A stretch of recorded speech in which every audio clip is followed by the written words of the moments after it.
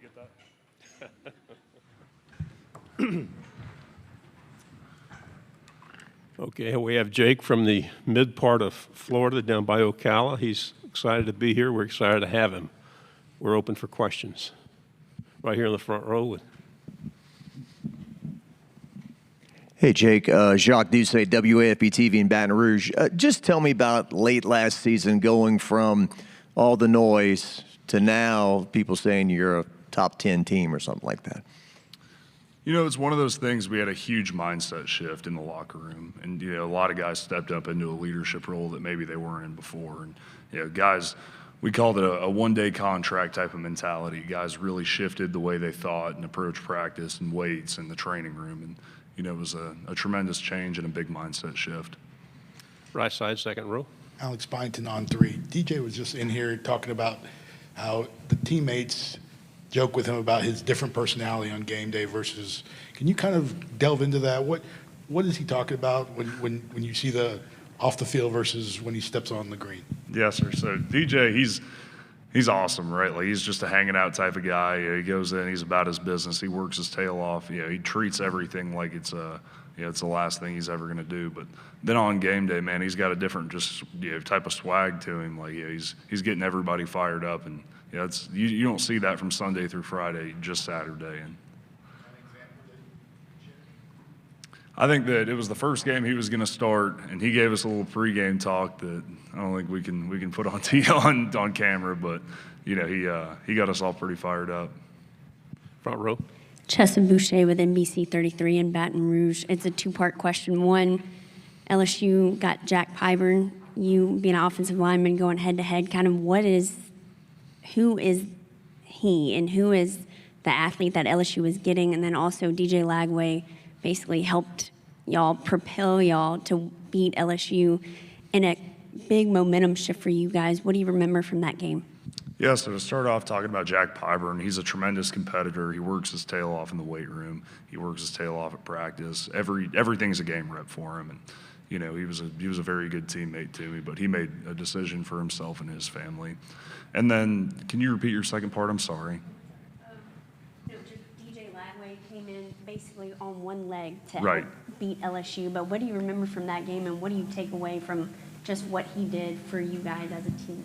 Yeah, no, we all have a ton of respect for the way that DJ put himself out there, even when he was banged up, and the type of leader that he is, the type of teammate that he is, and that's the thing that it's inspiring. It inspires a group of men, and we all took a lot from that game and the way he carries himself in general. Left side, back row. Dan Peck, ESPN 106.7 in Auburn. There was talk that Coach Napier was on the hot seat at some point last year. How did that affect the locker room and just in general? What is it like to play for Coach Napier? So I'm going to answer the back part of that question first. Is that we all love to play for Coach Napier. I was so fortunate. I didn't get recruited by him. I didn't commit to him. I committed to the University of Florida, and I was just lucky that a man of his character and integrity became the coach. And I'm just so sorry, answer the back half first. What was the first part? The first part of the question was about how did it impact the locker room at all? Rumors about his status as the coach, did it influence how you guys played? Right, so everybody tries to block out the noise. We're worried about what's going on, but everybody's well aware. Everybody's on social media. You see it and you hear it, but I think that we did a great job this past season of blocking out the noise. Go play for each other. Go play for Coach. Let's prove each other right. In the middle, fifth row. Do you have a specific game day routine, or does someone in the locker room have like a specific game day routine that they go through every single game day, like a ritual? I try to be pretty flexible because you'll play a noon kick and then you'll play a 7:30 kick, so you're not going to have a carbon copy game day. But one thing I try to do before I run out of that tunnel every week is I try to get a good thump in the head from Tyreek Sapp. He's got a hard head and a thick skull, and I like a good shot in the dome from him, get my mind right. Speaking of hard heads, we'll go to Dan. Growth in DJ, I'm just going to ignore that. Growth in DJ Lagway that you've seen since he got to campus and since he took over the starting role. Yeah, I mean, he's made tremendous strides, and it feels like every day he's just a little bit better, and he's seeing it better. And it's big picture playing quarterback. You got to know everything that's going on. So, it's really special to be around a guy like him who works the way he does, who's committed to being the best version of himself. Right side, and then pass it over, please. You mentioned blocking out the noise, the hot seat discussion, but how much was it an actual conversation among the players that we need to do this, whether it's for ourselves or for coach, to keep him around? I mean, In my experience, I don't know if, we were looking at each other like, hey, it's on us to keep coach around, but I think everybody was aware that there was a lot of noise about it, and I think that everybody felt a sense of urgency like, hey, man, we got to go out there and perform. On the aisle, please. Carlo Brown, WCBI TV in Columbus, Mississippi.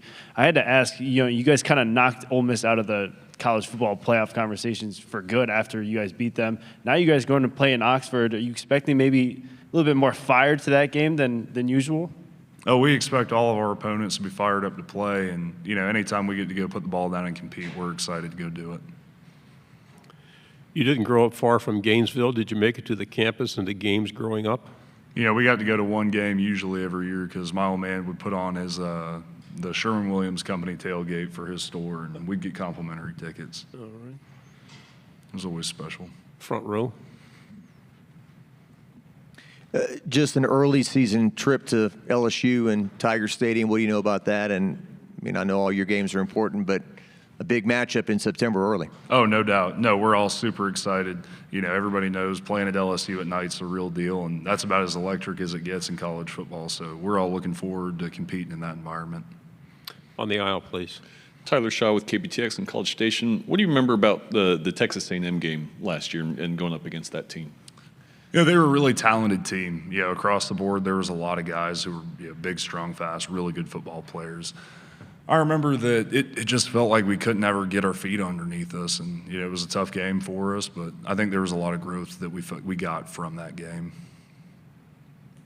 How's it feel at the end of the third quarter when they start that song? Oh, it's electric. You hear that Tom Petty won't back down, and there's nothing like it. You get chills every time it comes on. Right side.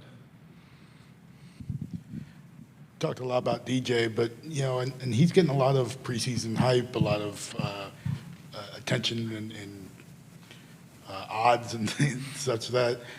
What's it like, kind of seeing him in comparison to some of the other names that you're seeing out there? Obviously, Arch, Garrett, other guys have done a lot as well.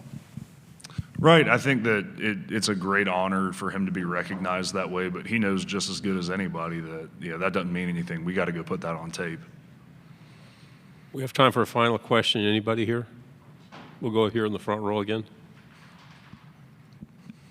I mean this as a compliment. Do you often get struck for being older than what you are? You don't seem like the average 22-year-old. No, sir. I do get the you ought to be 30 type of.